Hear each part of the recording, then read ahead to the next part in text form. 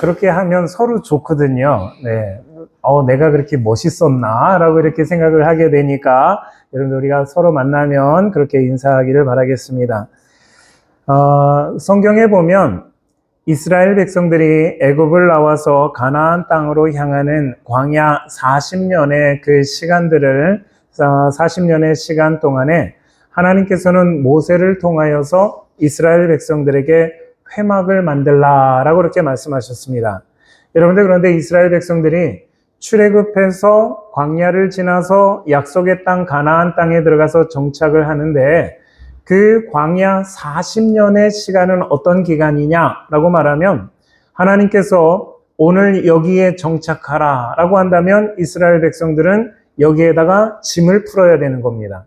그리고 하나님께서 오늘 밤이라도 당장 떠나라 라고 한다면 그 이스라엘 백성들은 풀었던 짐을 다시 쌓아서 또 옮겨야 됩니다. 근데 어디까지 가는지 몰라요. 그래서 또 도착하는데 짐을 풀고 또 하나님이 가라고 그러면 다시 짐을 싸서 또 가야 되고 짐을 풀렀다 쌌다 풀렀다 쌌다 하는 것을 매일같이 반복하는 것이 이스라엘 백성들의 삶입니다. 여러분들 쉽게 생각하면 지금 여러분들 인생에 우리가 이사라는 것을 하는데 이사하는 것이 여러분들 쉽습니까? 어렵습니까? 어렵죠. 그래서 이사할 때 짐을 꾸렸다가 짐을 다시 풀었다가 하는 것을 여러분들 우리가 뭐 인생에서 한두 번 하는 것도 여러분들 참 힘든 일인데 이스라엘 백성들은 매일같이 그 일들을 하는 거예요. 그러니 여러분들 얼마나 그 인생이 고달픈 그러한 이 광야 40년의 그러한 이 시간들이겠습니까? 그러면 하나님께서 이스라엘 백성들에게 회막을 지으라 라고 이렇게 말씀하시면 하나님 지금 우리가 광야에서 매일같이 여기서 짐을 꾸렸다가 또 짐을 풀었다가 쌌다 풀었다 이거를 매일 반복한다면 하나님 여기 말고요 가나안 땅에 정착해서 거기서 그냥 편안하게 살아갈 때 그냥 거기서 한번 회막을 짓고 그냥 우리가 쌌다 풀었다 안 하면 되니까 그때 지으면 어떻겠습니까? 왜 굳이 여기 지금 힘들어서 힘들게 짐을 쌌다 풀었다를 매일 반복하는데 또 거기다가 하나님의 회막까지도 해서 우리의 짐을 이렇게 힘들게 만드십니까? 라고 그렇게 불평할 수 있는 것이 여러분들 우리 인생 아니겠습니까? 그런데 여러분들 우리가 생각할 때에 이것이 하나님이 생각할 때 왜 굳이 광야에서 왜 그것이 가나안 땅이 아니고 광야에서 이렇게 힘든 백성들에게 회막을 지으라라고 하는 그러한 이 하나님을 생각할 때에 우리는 하나님이 참 야속하게 생각됩니다. 그러나 여러분들 이 회막이라고 하는 것이 무엇이냐라는 것을 안다면 여러분들 이것은 이스라엘 백성들에게 짐이 아니라 물론 힘들고 귀찮은 불편한 일인 것은 맞습니다. 그러나 그들에게 이 회막을 통해서 하나님께서 무엇을 하시고 싶은가라는 것을 깨닫는다면 여러분들 이것은 결코 짐이 아니다는 것입니다. 회막이라는 말의 뜻은 만남의 장막이라고 하는 그런 뜻입니다. 그러면 여러분들 만남의 장막이라는 것이 그 회막인데 누구와 누구를 만나느냐라고 그렇게 말한다면 하나님이 죄인인 우리를 만나주시는 곳 이곳이 여러분들 회막이라고 하는 그러한 이 장막입니다. 여러분들 우리 죄인들은 누구든지 하나님을 만날 수가 없습니다. 여러분들 죄인은 하나님을 못 만납니다. 못 만난다라는 것은 하나님을 만나고서 죄인된 몸으로서 하나님을 만나고서 산 사람이 없습니다. 여러분들 누구든지 하나님을 만나면 모든 죄인은 반드시 죽습니다. 여러분들 왜 죽느냐라고 말하면 하나님은 거룩하고 순결하시고 완벽하신 하나님이시기 때문에 그렇습니다. 여러분들 지금 생각하실 때 아니 하나님이 거룩하고 완벽하고 순결한 것과 내가 죄인인데 내가 하나님을 만나는 것이 무슨 잘못이 있나 라고 생각하겠지만 여러분들 제가 뭐 일부 예배 때는 그 얘기 안 드렸지만 여러분들 우리가 마시는 물 있지 않습니까? 매일같이 여러분들 물 드시지만 여러분들 이 물도 순수하지가 않습니다. 만약에 여러분들이 순수한 물을 드시면 여러분들 우리는 어떻게 될까요? 네, 죽습니다. 여러분들 우리가 정말 100% 순수한 물을 먹으면 여러분 사람은 죽어요. 그렇기 때문에 우리가 먹는 물은 우리가 깨끗하다 말하지만 사실 많이 오염된 물입니다. 마찬가지로 우리가 물 하나도, 우리 죄인된 우리가 물 하나도 여러분들 소화를 못 시키는, 순수한 물 하나도 소화를 못 시키는 우리 사람인데 정말 순결하고 온전하신 하나님을 만난다. 여러분들 그것은 우리에게 곧 죽음이다 라는 것을 우리는 깨달아야 합니다. 여러분들 그렇기 때문에 이 회막 안에서 하나님은 죄인된 우리를 만나주시기 위해서 회막을 지으라고 하셨고 그 회막 안에서 하나님은 죄인된 우리를 만나주시기 위해서 이 회막을 만드셨습니다. 그러니 광야를 이동하는 백성들에게 회막은 불편한 짐, 거추장스러운 그러한 짐이 아니라 하나님의 동행의 상징이었고 죄인들에게 생명의 주님을 만나는 곳이고 하나님의 은혜가 시작되는 곳이기도 합니다. 그러니 회막은 인간에게 짐이 아닌 생명 그 자체라는 것임을 우리가 기억해야 합니다. 그런데 성경에 회막의 발전된 형태가 성전이라는 것이 있습니다. 그러므로 회막과 성전은 본질적으로 목적은 똑같습니다. 죄인이 하나님을 만나러 나가도 죽지 않고 하나님을 만날 수 있는 곳, 이것이 여러분들 성전입니다. 그래서 다윗이 하나님 앞에 내가 하나님의 성전을 짓겠습니다 라고 얘기할 때 하나님은 크게 기뻐하십니다. 그리고 다윗이 성전을 지은 것이 아니라 솔로몬을 통해서 하나님은 이 성전을 지으셨는데 이 성전을 짓고 나서 하나님은 크게 기뻐하시고 하나님 좋아하셨지만 그런데 사람들이 시간이 지남에 따라서 타락하면서 이 성전에서 하나님을 예배하고 하나님 앞에 온전히 예배하는 것이 아니라 그들의 잘못된 방법으로 하나님을 예배하는 그 모습을 통해서 하나님은 이 백성들을 심판하시겠다. 이들을 멸망시키겠다. 이들을 바벨론 포로로 끌려가서 포로로 끌려가게 하겠다라고 그렇게 하나님은 작정하셔서 이것을 예레미야 선지자에게 말씀하십니다. 그런데 그 예레미야 선지자의 말씀을 들은 이스라엘 백성들은 무슨 생각을 하냐면 아니 하나님의 성전이 여기 이렇게 멀쩡하게 서 있고 또 하나님의 성전에서 우리가 이렇게 예배를 잘 드리고 있고 제사를 드리고 절기를 지키고 안식일을 지키고 아침 저녁으로 이렇게 상번제를 드리는데 우리가 이렇게 하나님을 잘 섬기는데 왜 하나님이 우리를 멸망시키느냐? 왜 하나님이 우리를 바벨론 포로로 끌려가게 하느냐? 그렇지 않다라고 생각한 것이 이스라엘 백성입니다. 그래서 예레미야서에 보면 이스라엘 백성들이 뭐라고 얘기했냐면 이것이 여호와의 성전이라, 여호와의 성전이라, 여호와의 성전이라. 여러분들 이렇게 3번 반복해서 하는 말이 무엇입니까? 야, 이게 참 하나님의 성전이야. 아, 이게 진짜 성전이야. 아, 이게 진짜 성전이야. 그렇게 말하는 거예요. 그런데 성경은 예레미야서에서 여러분들 이 말에 대해서 뭐라고 했냐면 라고 하는 거짓말을 너희가 믿었다 라고 말하는 거예요. 여러분들 이게 무슨 말이라는 겁니까? 거짓말이라는 겁니다. 하나님이 여러분들 이게 하나님의 성전이야 라고 말하는 그 이스라엘 백성들의 그 고백이 거짓말이라는 거예요. 여러분들 이것을 너희가 믿었다. 너희 이스라엘 백성들이 다 그것을 믿으면서 잘못되었다라는 것을 이야기합니다.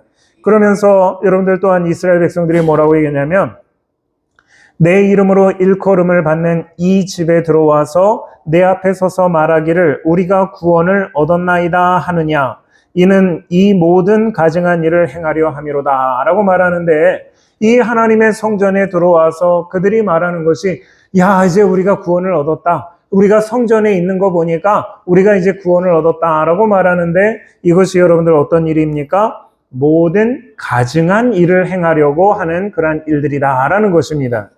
여러분들 그래서 하나님께서는 이 솔로몬 성전이 굳건히 서 있는 것을 보면서 이스라엘 백성들은 자기들은 구원받았다라고 말하지만 하나님께서는 그들을 심판하시고 바벨론 포로로 끌려가게 하시고 그 솔로몬 성전을 하나님은 완벽하게 파괴시키시는 그러한 일들을 하셨습니다.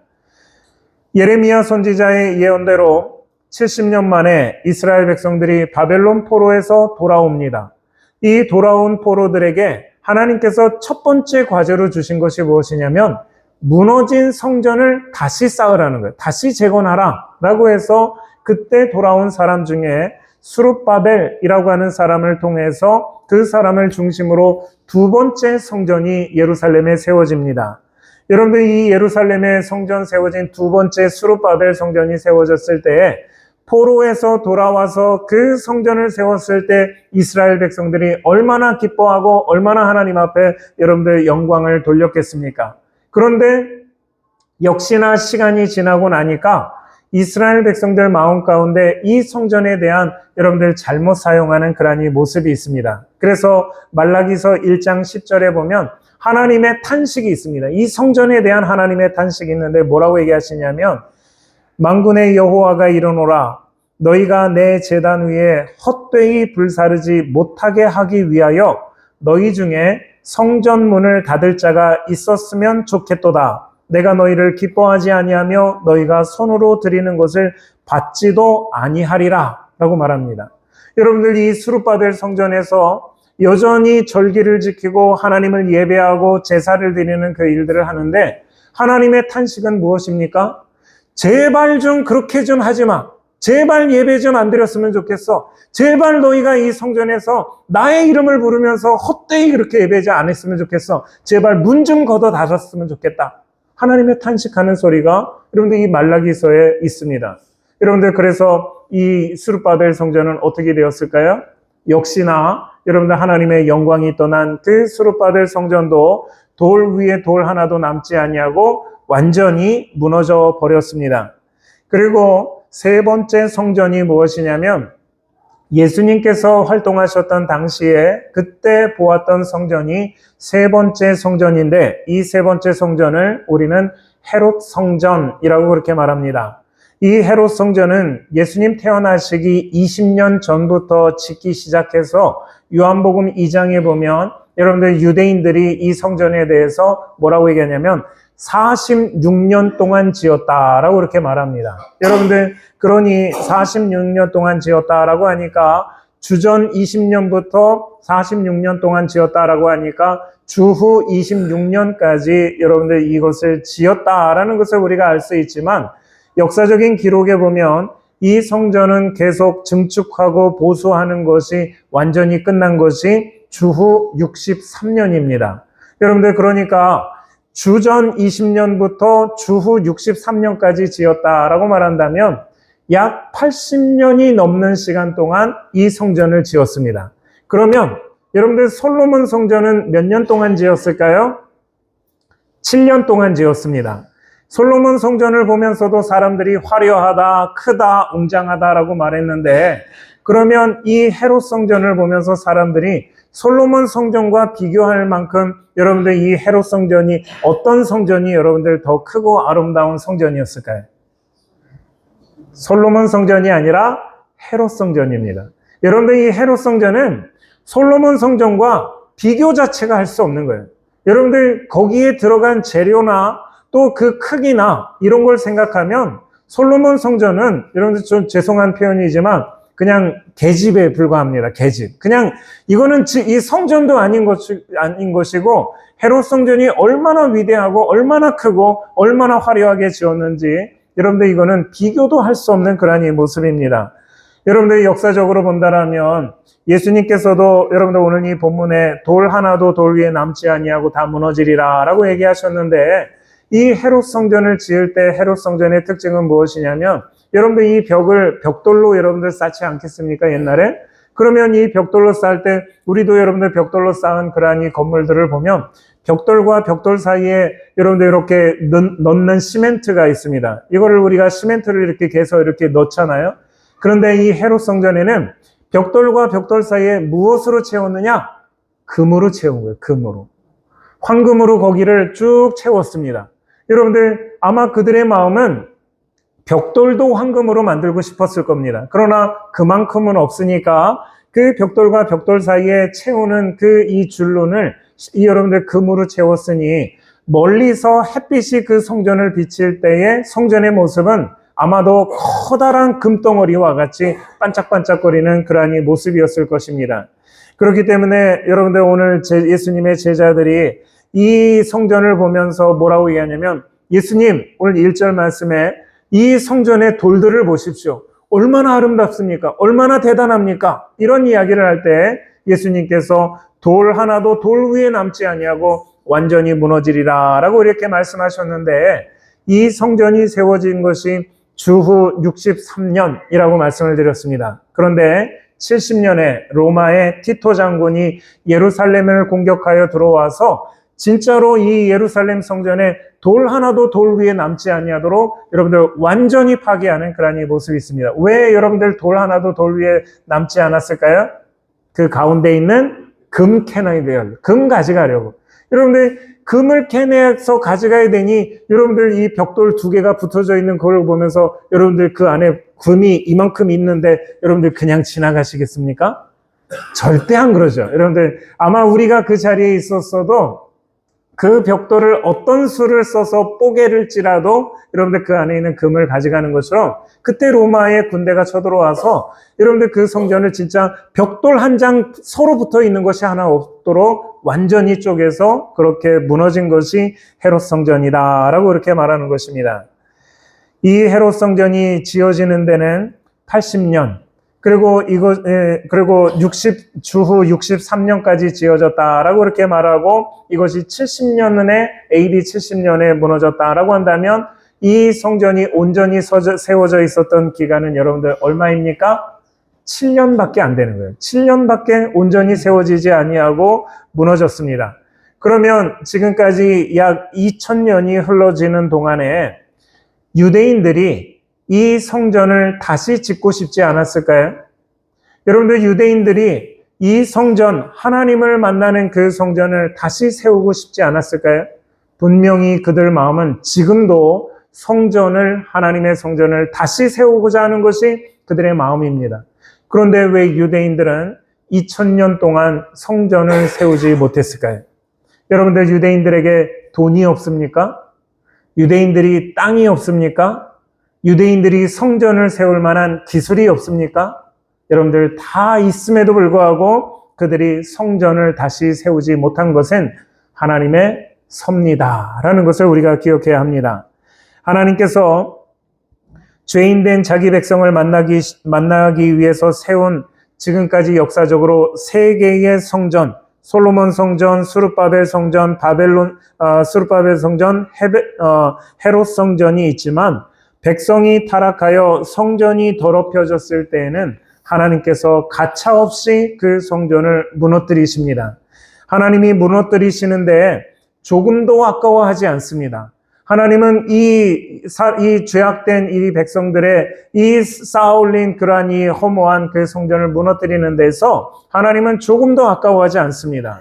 여러분들 에스겔서 10장과 11장의 말씀을 오늘 우리가 함께 보기를 원합니다. 여러분들 성경이 있으신 분들은 오늘은 에스겔서 10장과 11장을 여러분들 펴서 몇 절의 말씀을 우리가 오늘 살펴볼 터인데 함께 우리가 같이 살펴보도록 하겠습니다.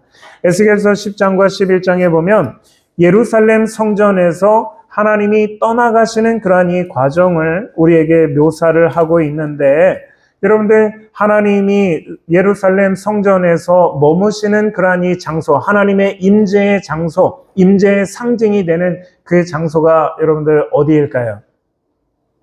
하나님이 성전에 계시는 그 장소가 여러분들 어디입니까? 지성소라고 여러분들 이야기를 하시잖아요. 근데 그 지성소 안에서도 하나님이 계시는 곳은 여러분들 시은좌라고 그렇게 얘기합니다. 시은좌, 또 다른 말로는 시은소라고 그렇게 말을 하는데, 시은소라고 하는 그 뜻은 은혜를 베푸는 곳, 시은좌는 은혜를 베푸는 자리라고 그렇게 말하면서 하나님이 계신 그 하나님의 임재의 상징이 되는 그곳에서부터 하나님의 은혜가 시작된다라고 해서 하나님의 임재를 상징하는 것이 시은소, 지성소 안에 있는 법궤 뚜껑 위에 있는 그 자리를 시은소라고 그렇게 부릅니다. 그곳이 하나님이 임재하시는 그런 이 장소입니다. 그런데 이 에스겔서 10장과 11장의 말씀을 보면 하나님이 그 시은소, 시은좌의 그 자리를 버리시고 하나님이 다른 곳으로 이동하시는 그 모습을 봅니다. 하나님이 어떻게 이동을 하시냐면, 먼저 10장 4절의 말씀을 보시면 여호와의 영광이 그룹에서 올라와 성전 문지방에 이르니 구름이 성전에 가득하며 여호와의 영화로운 광채가 뜰에 가득하였고 라고 말합니다. 여러분들, 하나님의 임재가 어디에 있는 것이 원칙입니까? 시은좌, 여기에 있어야 된다라고 얘기했잖아요. 그런데 지금 하나님의 영광이 어디 있습니까? 성전 문지방에 있다라는 거예요. 문지방이 여러분들 어딜까요? 실내와 실외를 구분짓는 문의 그 문틈, 이 문 위에서 지금 하나님의 영이 이 시은좌에 있어야 하는 그 하나님의 임재가 여러분들 이 문 밖으로 나가려고 하는 그러한 이 상황 가운데 문지방에 지금 있다라고 그렇게 말합니다. 여러분들 10장 18절 말씀에 보면 여호와의 영광이 성전 문지방을 떠나서 그룹들 위에 머무르니 라고 말합니다. 지금 하나님의 영광이 여러분들 어디 있습니까? 문지방을 어떻게 했습니까? 떠났다 라고 말하는 거예요. 문지방을 나갔다 라고 얘기하는 겁니다. 그러면서 어디에 머무르냐면 그룹들 위라고 얘기하는데, 여러분들 성경에서 그룹이라고 하는 건 천사의 복수형을 말하는 것이 그룹입니다. 여러분들 이 천사들 위에 머물렀다라고 말하는 것이 마치 여러분들 우리나라도 대통령이 예를 들어서 청와대에서 나오면, 청와대에서 어디 볼 일이 있으면 여러분들 대통령이 청와대에 나와가지고 뭐 이렇게 저 밑에 그 버스 정류장까지 뚜벅뚜벅 나가서 버스 카드 찍고 여러분들 버스 타고 다닙니까? 아니잖아요. 여러분들 대통령 어떻게 합니까?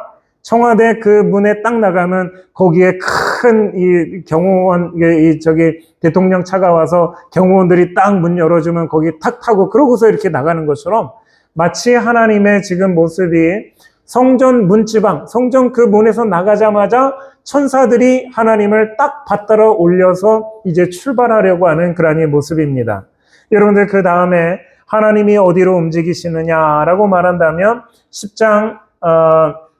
11장 1절 말씀 여러분들 보시면, 그때 주의 영이 나를 들어 올려서 여호와의 전 동문 곧 동향한 문에 이르기시기로라고 말합니다. 지금 에스겔이 여러분들 어디 있습니까? 성전의 동문, 쉽게 말하면 지금까지는 성전의 안쪽에 있는 그러한 이 문지방이었다라면 이제 성전의 바깥에 있는 그 문 쪽으로까지 이 에스겔이 거기를 옮겨서 그 자리에 있는데, 하나님의 영이 지금 거기에까지 지금 나가 있다라고 하는 것을 이 11장 1절을 말합니다. 또 한 가지를 여러분들 우리가 보시면 11장 23절 말씀 여러분들 보시면 여호와의 영광이 성읍 가운데에서부터 올라가 성읍 동쪽 산에 머무르고 라고 말하는 거예요. 이제는 완전히 성전을 떠나서 성읍도 떠나고 이제 성읍의 동쪽에 있는 그 산에 올라가셔서 마치 이 성전과 그 성읍을 내려다보시는 그러한 이 하나님의 모습을 오늘 우리에게 보여주고 있습니다. 하나님께서 여러분들 지금 하나님의 영이 성전의 예루살렘 칸 가운데 있는 그 성전의 시은소에 있어야 될 하나님의 영광이 문지방으로 옮겼다가, 문지방에서 이 성전의 동문으로 옮겼다가, 이 동문에서 지금 이 성읍을 완전히 나간 이 성읍의 동쪽 산에까지 올라가서 하나님께서 이동하시는 그러한 이 모습을 봅니다. 여러분들 이 이동의 핵심은 무엇이냐면, 하나님이 예루살렘 성전을 벗어나서, 예루살렘 성전을 떠나서 지금 하나님이 옮겨가는 이 모습을 보고 있다는 것입니다. 하나님께서 계신 자리에 계시지 못하고 하나님께서 그 자리를 버리시고 성전을 떠난 이유는 무엇일까요? 여러분들, 하나님이 성전을 떠난 이유가 무엇입니까? 여러분들, 우리가 이 하나님이 이 에스겔서 지금 10장과 11장의 그 말씀 보면서, 물론 여러분들 에스겔서 앞쪽에 보면 하나님이 떠난 그러한 이유에 대해서 여러분들 말합니다. 그런데 그것이 무엇이냐라고 말한다면, 성전에서 하나님을 만나 자기 죄를 회개하고 자기를 쳐서 복종하는 것이 아니라 하나님 앞에 욕망과 욕심의 돌을 쌓아놓기 때문입니다. 여러분들 이 성전에 들어와서 그 유대인들, 이스라엘 백성들이 하는 것이 하나님 앞에 자기를 쳐서 복종하고 자기가 회개하는 것이 아니라 자신의 욕망과 욕심의 돌을 쌓아놓으면서 누가 더 높이 쌓느냐, 누가 더 많은 것을 쌓느냐, 이것에 대해서 서로 자랑하면서 하나님에 대해서는 아랑곳하지 않는 것이 그들의 성전입니다. 하나님은 이런 성전을 떠나셨습니다. 그리고 이 성전을 하나님께서 떠나시자 이 성전도 무너져 내렸다는 것입니다. 그렇다면 여러분들 이 에스겔서 10장과 11장의 말씀을 보면서 오늘 마가복음 11장과 12장 그리고 오늘 우리가 보는 13장의 말씀을 여러분들 우리가 같이 보아야 합니다. 우리가 지난 몇 주 동안 마가복음 11장부터 12장까지의 말씀을 보면서 하나님의 아들이신 예수 그리스도가 예루살렘 성전으로 들어가셨어요. 여러분들 예수님이 성전으로 들어가셔서 첫 번째 하신 일이 무엇입니까? 성전을 깨끗하게 하시는, 성전을 정화하신 그런 일을 하십니다. 여러분들 이 성전을 정화하시는 그 일을 보면서 대제사장들과 서기관들과 장로들이 예수님에게 네가 무슨 권위로 그러느냐? 하나님의 아들이신데 당연히 그곳을 그렇게 하실 수 있는 그 권위가 있으신 그 예수님을 보면서 네가 무슨 권위로 이런 일들을 하느냐라고 그렇게 묻습니다. 바리새인과 헤롯 당들이 예수님을 책잡으려고 시험합니다. 사두개인들도 부활에 관한 문제로 해서 예수님을 시험합니다. 정체성을 알 수 없었던 서기관 중 한 사람이 예수님에게 나와서 대화를 합니다. 그러나 여러분들 이 서기관들을 예수님께서 삼가라라고 말씀하시면서 서기관들이 잘못 가르치고 있는 그것이 무엇이냐라는 것을 이야기하시는데 그 첫 번째 잘못 가르치는 것이 무엇이냐면 그리스도를 다윗의 자손이다라고 말하는 이것이 잘못되었다라는 것과 또 한 가지 그 서기관들의 잘못된 행동은 과부의 가산을 삼킨다라고 말씀하시면서 우리가 지난주에 함께 말씀을 살펴본 것처럼 여러분들 이 한 과부가 헌금함에 헌금 넣는 것을 보면서 이거는 예수님의 칭찬이 아니라고 말씀을 드렸어요. 여러분들 예수님이 이걸 보면서 과부가 잘했다라고 말하는 것이 아니라 예수님이 가슴을 치면서 탄식하시는 그 모습이 여러분들 이 과부가 두 렙돈 헌금하는 그 모습을 여러분들 그것이다라고 우리가 함께 말씀을 보았습니다. 여러분들 왜 그렇습니까? 이게 왜 예수님의 탄식입니까? 이것은 과부가 자기의 헌금으로 해서 준비된 것이 아니라 자기의 생활비를 여러분들 드렸기 때문에 이것은 서기관들의 여러분들 이 과부의 가산을 삼키는 그러한 모습이었다라는 것을 우리가 함께 말씀을 나눴습니다. 여러분들 그래서 이 모습을 우리가 여러분들 보시면 지금 우리가 보았던 이 마가복음 11장 12장의 그 말씀을 보면 이 예루살렘 성전, 지금 예수님께서 들어가신 그 예루살렘의 성전이 에스겔서 10장과 11장에서 하나님이 떠나셨던 그 성전과 똑같지 않습니까? 여러분들 다른 것이 무엇일까요? 하나님이 에스겔서 10장과 11장에서 도저히 내가 여기 있을 수가 없다. 도저히 내가 여기에 진짜 더러워서 있을 수가 없다. 라고 해서 하나님이 성전 시연소에서 문지방으로, 문지방에서 동문으로, 동문에서 동쪽 산으로 하나님이 이 성전을 버리고 가시는 그 하나님의 모습과 오늘 여러분들 이 마가복음 13장에서 예수님의 모습은 똑같이 일치하는 그 모습을 보입니다. 여러분들 오늘 13장 1절 말씀을 우리가 다시 한번 보시면 예수께서 성전에서 어떻게 하십니까? 나가실 때에 그 예수님이 성전을 버리고 나가시는 그러한 모습을 오늘 우리는 봅니다. 여러분들 하나님의 아들이신 예수님이 그 성전에서 머물지 못하시고 그 성전을 나가시는 그 모습입니다. 어디로 나가시느냐? 우리가 다음 주 말씀에서 살펴보겠지만 3절 말씀을 보시면 3절에 뭐라고 얘기합니까? 예수께서 감람산에서 성전을 마주대하여 앉으셨을 때에 라고 말합니다. 여러분들 이 감람산은 성전의 동쪽에 있는 산입니다. 여러분들 지금 예수님께서 성전을 나와서 성전의 동쪽에 있는 그 감람산에서 성전을 마주보고 서 있는 그 모습은 에스겔서 10장 11장에서 하나님의 영이 그 성전을 떠나서 동쪽산에 올라가서 그 성전을 떠나는 그 모습과 여러분들 똑같은 모습임을 우리에게 보여주고 있습니다. 욕망과 욕심의 돌로 쌓아올린 성전을 보시면서 탄식하시는 말씀이 내가 이 큰 건물들을 보느냐? 돌 하나도 돌 위에 남지 아니하고 다 무너뜨려지리라 라고 그렇게 예수님 말씀하십니다. 욕망과 욕심의 돌로 쌓아 올린 성전은 아무리 크고 아무리 아름답고 아무리 위대하다 할지라도 반드시 무너뜨려집니다. 하나님은 이것을 가만두지 않습니다. 여러분들 솔로몬이 세운 성전도 무너졌고 스룹바벨이 세운 성전도 무너졌고 헤롯이 세운 그 성전도 무너졌습니다. 예수님이 떠난 성전은 더 이상 이 땅 위에 세워지지 않습니다. 여러분들 이러한 욕망과 욕심의 돌로 세워진 그 성전은 이 세상에 다시 발붙일 그러한 곳이 어디에도 존재하지 않다는 것입니다. 그러하다면 오늘 여러분들 우리에게 이제 질문이 있습니다. 성전이 죄인된 우리가 하나님을 만나는 장소라고 이야기했는데 이 세상에는 더 이상 성전이 존재하지 않습니다. 여러분들 솔로몬 성전도 무너졌고 스룹바벨 성전도 무너졌고 헤롯 성전도 무너졌는데 그러면 이제 우리가 어디서 하나님을 만나느냐라고 말한다면 여러분들 이러한 이 하나님을 만나는 그 성전은 이 돌로 세워진 성전은 우리 가운데 더 이상 존재하지 않습니다. 그러면 우리가 어디에서 하나님을 만나느냐라고 말한다면 예수님께서 요한복음 2장 19절 이하에 이렇게 말씀하십니다. 너희가 이 성전을 헐라 내가 사흘 동안에 일으키리라. 유대인들이 이르되 이 성전은 46년 동안의 지었건을 내가 3일 동안에 일으키겠느냐 하더라.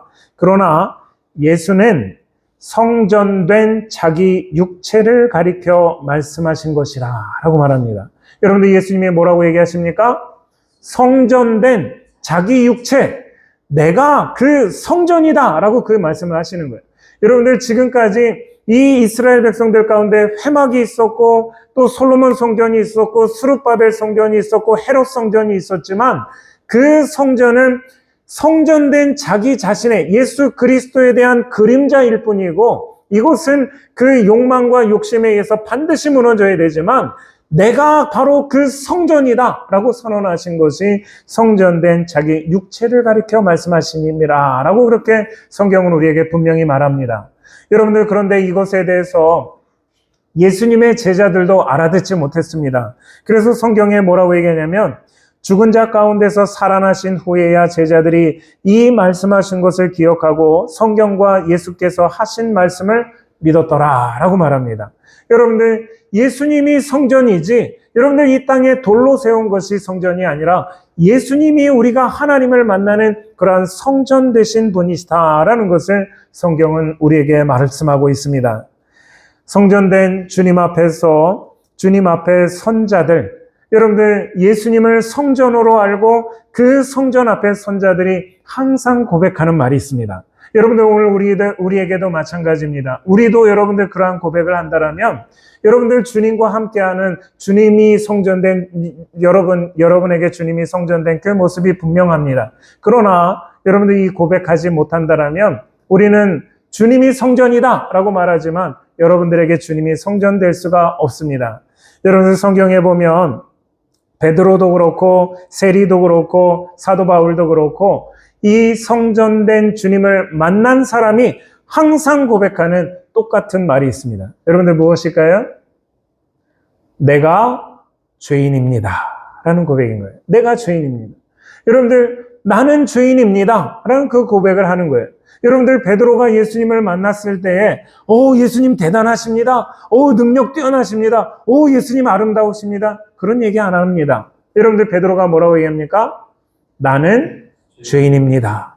나를 떠나소서라고 얘기를 하시는 거예요. 여러분들 세리가 여러분들 얼마나 세상에서 많은 죄를 범하는 그러한 세리입니까? 그런데 그 세리가 성전에 가서 하나님을 향해서 얼굴을 들지 못하면서 그 세리가 고백하는 것이 무엇이냐면 나는 죄인입니다. 이 고백을 하는 거예요. 여러분들 사도 바울도 그가 예수 믿는 사람들을 잡아서 옥에 가두는 그 일들을 하는데 그가 예수를 만나고 나서 다메섹 도상에서 예수를 만나고 나서 물론 여러분들 사도행전 9장에 그 고백은 없지만 그 이후에 디모데후서에 보면 여러분들 사도 바울이 뭐라고 고백하냐면 죄인 중에 내가 괴순이라 라고 말합니다. 여러분들 그 말이 무엇일까요? 이 세상에 수많은 죄인들이 있지만 내가 그 죄인들 중에 가장 악한 죄인입니다. 이거를 고백하는 거예요. 누가 그 고백을 합니까? 주님을 성전으로 만난 사람들이 그 고백을 하는 거예요. 여러분들 그러하다면 오늘 저와 여러분들 우리 가운데에는 여러분들은 어떤 고백을 하십니까? 여러분들 예수님을 보시면서 예수님 아름다우십니다. 예수님 사랑합니다. 예수님 따뜻합니다. 예수님 좋아합니다. 물론 여러분들 그 고백하는 것이 잘못되지 않았습니다. 그러나 우리 가운데 주님에 대해서 내가 주인입니다 라고 그렇게 고백하지 못하는 우리 그런 고백이 우리 가운데 없었다라면 여러분들 죄송한 이야기지만 여전히 우리는 욕심과 욕망의 돌을 쌓아놓으면서 보이는 성전, 여러분들 아름다운 성전, 사람들이 그럴듯한 성전을 쌓아가는 우리의 모습밖에 되지 않음을 우리가 기억하시기 바랍니다. 욕망과 욕심의 돌로 쌓아놓은 그 성전은 하나님은 반드시 무너뜨리십니다. 여러분들 그 성전이 아니라 여러분들 우리가 그리스도, 예수 그리스도 안에서 나 자신이 죄인됨을 고백하는 그러한 성전이 세워지는 그 은혜가 우리 모두에게 있기를 주님의 이름으로 축원합니다. 오늘 여러분의 성전은 어떤 곳입니까? 오늘 여러분들이 바라보는 그 성전은 어떤 것입니까? 욕망과 욕심의 돌에 쌓아가는 무너져야 하는 성전입니까? 아니면 욕심과 욕망의 돌을 걷어내고 내가 죄인임을 고백하고 불쌍히 여겨주시기를 원하는 그러한 성전입니까? 여러분들 분명히 여러분들 고백하시기를 두 번째입니다 라고 그렇게 여러분들 고백하시기 바랍니다. 그러나 여러분들 우리 인생에 우리가 우리 자신을 뒤돌아보면서 내가 그렇지 않았다라는 것이 여러분들 드러난다면 여러분들 우리는 뭐 해야 되냐면 아이 사람들 다 그런 거야 그러지 마시고 하나님 앞에 회개하십시오. 여러분들 예를 들어서 저에 대한 이야기를 제가 잠깐 드리면 물론 저의 연약한 그런 이 부분입니다. 저는 어려서부터 영어권으로 유학을 하고 싶은 마음이 아주 어렸을 때부터 있었어요. 초등학교 때부터 여러분들 저는 그 마음을 가지고 있었습니다.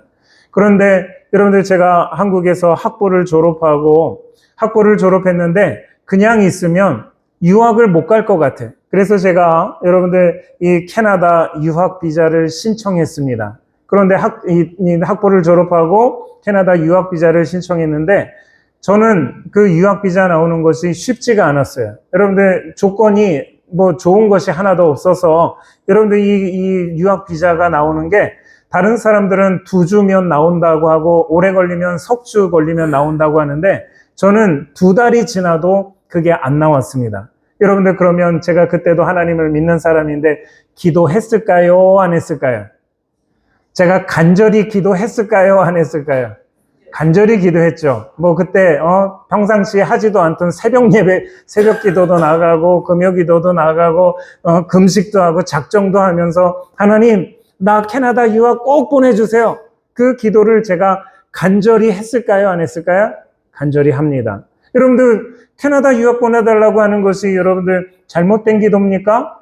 아니죠. 여러분들 기도할 수 있는 그런 기도 제목이에요. 그런데 그 유학 비자가 안 나오니까 여러분들 1달 지나고 2달 지나고 석 달째 넘어가는데도 안 나오니까 제가 여러분들 하나님 앞에 뭐라고 기도를 했냐면 하나님 10년만 가서 10년 딱 제가 기간을 얘기한 거예요. 10년만 가서 공부하고 사역도 해보고 돌아오겠습니다. 그리고 내가 그 10년 동안 갔다 온 다음에 하나님께서 나에게 무엇을 말씀하시고 어디를 가라 한다 할지라도 제가 그거에 대해서 순종하고 제가 꼭 하겠습니다. 하나님 저 꼭 보내주십시오.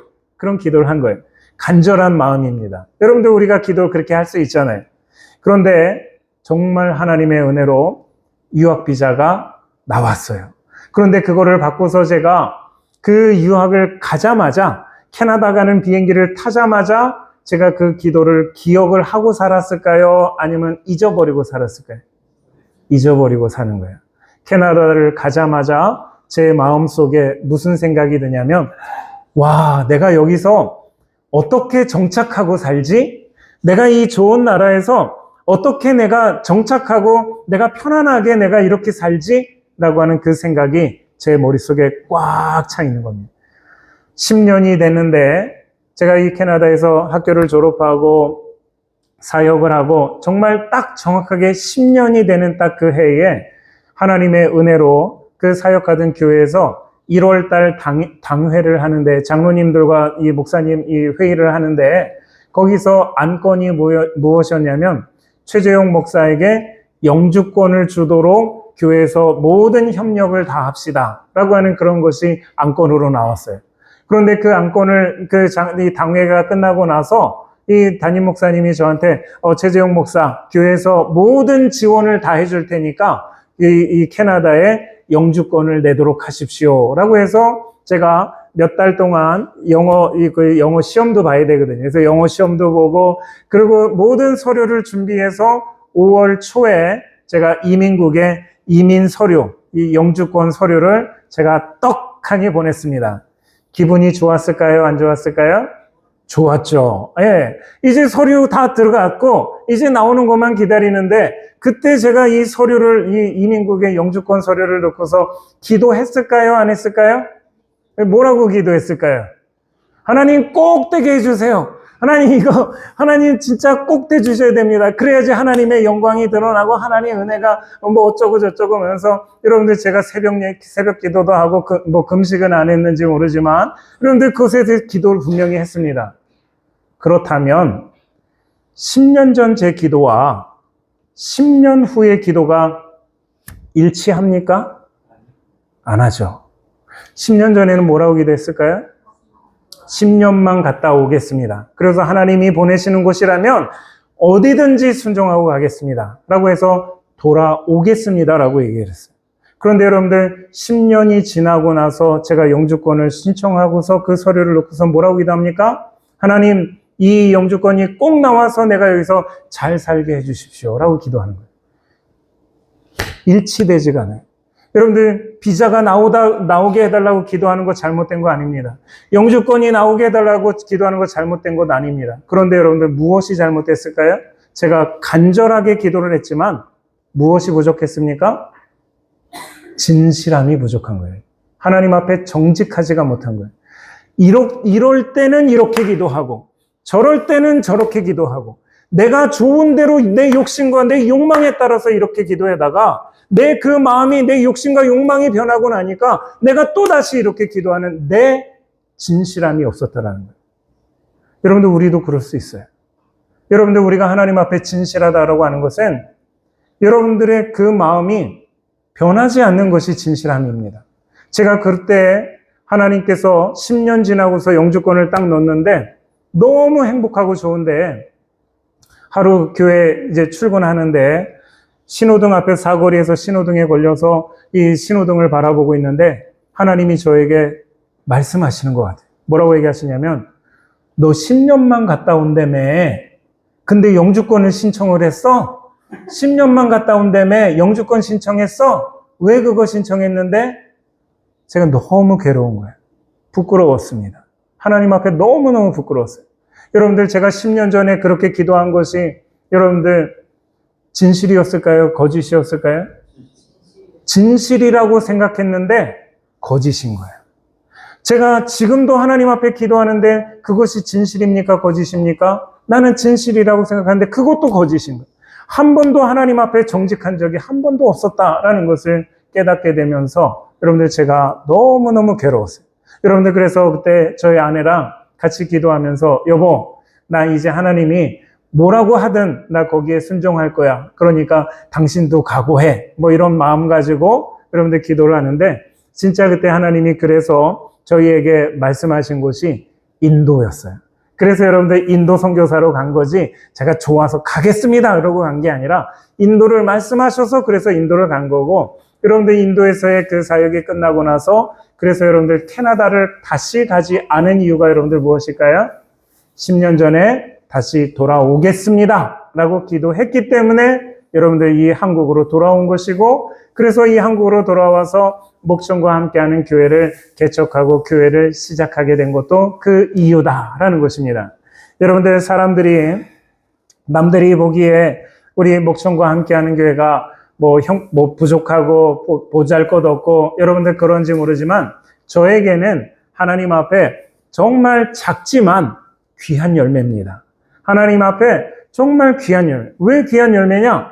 내 욕망과 욕심에 의해서가 아니라 순종에 의해서 나아가는 그 과정 가운데 있는 열매이기 때문에 여러분들 이것이 귀한 거예요. 여러분들 오늘 저와 여러분들 우리 가운데도 여러분에게도 여러분들 그러한 마음이 있다면 여러분들 욕심껏 구하는 것이 하나님 앞에 좋은 것이 아닙니다. 진실하게 구하십시오. 정직하게 구하십시오. 만약에 여러분들에게 정직하지 못했다라는 것이 여러분들 드러난다면 하나님 앞에 주님 앞에 어떻게 해야 됩니까? 회개하십시오. 그럴 수도 있지 뭐. 여러분들 그렇게 넘어가지 마십시오.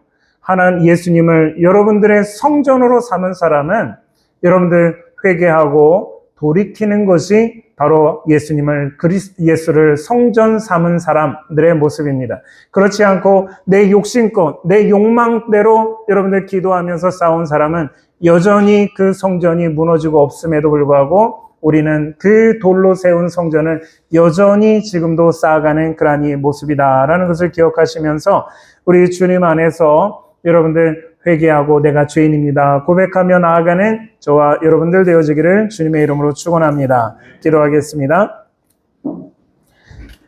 사랑의 하나님 아버지 참 감사합니다. 아버지